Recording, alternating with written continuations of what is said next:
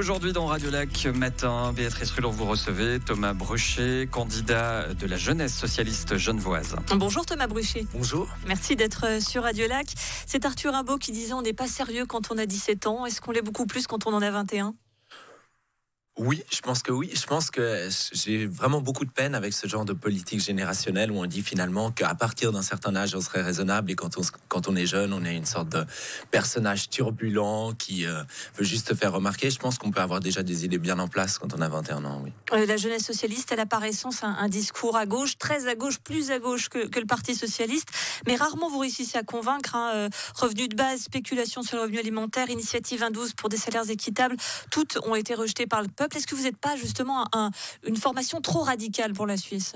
Non, je pense pas. Déjà, pour revenir sur les exemples que vous avez cités, il faut quand même rappeler que c'est des initiatives qui ont fait des scores relativement importants. Pour l'initiative 1-12, c'était quand même 35% à peu près. La spéculation alimentaire, c'est 40%. Du coup, on est à un tiers des personnes votantes, voire plus. Donc, c'est relativement conséquent quand même sur l'ensemble des personnes qui votent. Et ensuite, est-ce qu'on est trop radical ? Je pense qu'on l'est de moins en moins, pas parce que notre position change, mais parce que justement le besoin de la population change. On voit cette année justement qu'on était dans une année de grands mouvements sociaux. On a vu la grève pour le climat qui a quand même rassemblé à multiples reprises des dizaines de milliers de jeunes dans la rue. On revient encore ce week-end de la grande manifestation à Berne qui a rassemblé 100 000 personnes. Et on a eu aussi la grève des femmes qui est un mouvement absolument gigantesque de 500 000 personnes, voire plus. Donc je pense que par rapport à ces mouvements et aux revendications qu'ils portent, il y a un certain besoin de radicalité, un certain besoin d'avoir des idées qui changent de fond en comble la société, et c'est ces idées-là qu'on porte. Alors, vous avez une idée pour le moins radicale, c'est le cas de terme, de dire vous souhaitez la réduction radicale du temps de travail à salaire égal, c'est votre priorité si vous étiez élu. Est-ce que ça, c'est vraiment au sérieux dans un pays avec 2,1% de chômage où la flexibilité du travail est quasiment un dogme ? Non, l'intérêt de cette revendication, c'est finalement qu'elle arrive à faire le lien entre les différents mouvements sociaux qu'on a actuellement. C'est-à-dire que la réduction du temps de travail, c'est une mesure qui est à la fois profitable pour les 99%, puisqu'en fait, ce qu'on a vu depuis le sortir de la Deuxième Guerre mondiale, c'est qu'il y a une augmentation forte de la productivité, c'est-à-dire que les gens travaillent. Ce qu'on a vu aussi, c'est de l'autre côté de la frontière, on a baissé le temps de travail et ça fonctionne pas trop. Mais la question est autre. La question, c'est voilà, la productivité a augmenté et les salaires n'ont pas suivi. Donc l'idée, c'est déjà rétablir cet équilibre au niveau de la population pour permettre aux gens d'être payés à la vraie valeur de leur travail. Et au lieu d'augmenter en quelque sorte les salaires, on augmente le salaire horaire en réduisant l'horaire. Ensuite, la deuxième chose, c'est que c'est une mesure qui est profitable à l'écologie. Il y a des études qui ont été menées à ce sujet qui montrent qu'en réduisant de 1% le volume horaire travaillé, on arrive à une réduction des émissions de CO2 comprise entre 0,5% et 1,46%. Donc c'est assez conséquent comme réduction, puis ça permet en fait d'éviter une surproduction et d'aller d'une production quantitative vers une production qualitative. Pourquoi les autres pays n'ont pas fait ? Dernière chose encore, c'est une mesure très très profitable aux femmes, c'est une mesure féministe, et parce que justement aujourd'hui beaucoup de femmes, justement du fait de la discrimination salariale, sont obligées d'abandonner leur travail pour s'occuper de leurs enfants, etc.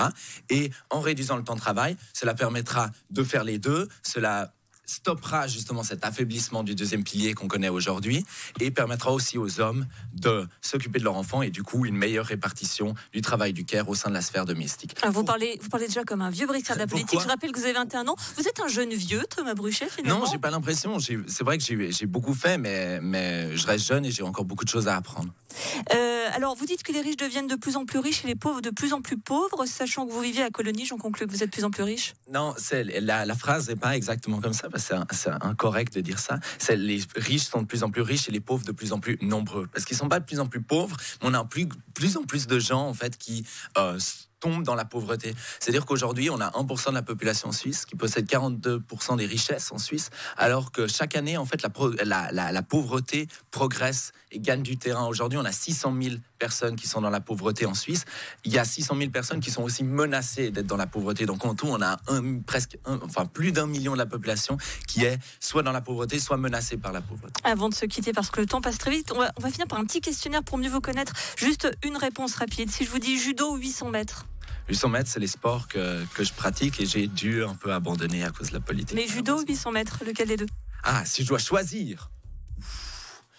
Finalement, j'ai fait mon choix puisque j'ai dû arrêter l'athlétisme et je prépare ma ceinture noire de judo. Donc judo, Booba ou Caris ? Booba. pour ces jeunes jours, on va dire ça comme ça. Le dernier livre que vous avez lu? Le dernier livre que j'ai lu et pas fini, c'est Retourner les fusils de Jean Tiller. Et vous voyez où dans 10 ans? Aucune idée. Si je vous dis Yves Nidegger, vous me dites? Détestable. Il sera notre invité demain à 7h20. Merci beaucoup Thomas Bruchet, le candidat pour la jeunesse socialiste, candidat au national. Et puis je rappelle le dispositif spécial de Radio Lac Destination Berne avec donc à 8h10 une enquête de Benoît Rouchalot sur le poids réel des parlementaires genevois à Berne, d'où vous ferez peut-être partie. Merci beaucoup.